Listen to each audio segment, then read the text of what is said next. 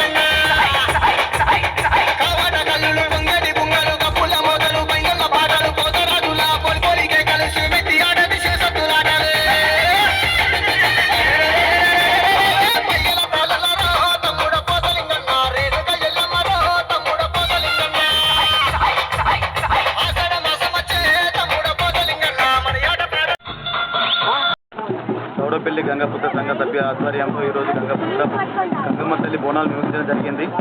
ఇది ఈ రోజు వరకు మేము ఎన్నడూ చేసుకోలేదు. ఇదే మొదటిసారిగా నిర్వహించడం జరిగింది. దీనికి మా సంఘ సభ్యులందరూ ఎంతో సంతోషంతో బోనాలు తీసుకురావడం జరిగింది. ఇది ఇలాగే ప్రతి సంవత్సరం కూడా ఘనంగా జరుపుకుంటాం. అందరూ శుభ సంతోషంతో ఉండాలని కోరుకుంటూ జై గంగపుత్ర, జై జై గంగపుత్ర.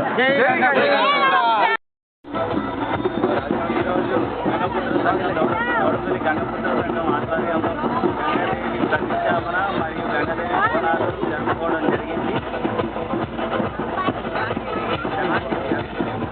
బోనాలు జరుపుకోవడం జరిగింది.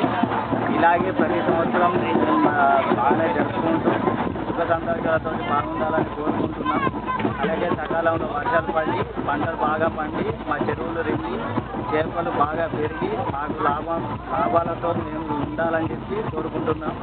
జై గంగపుత్ర.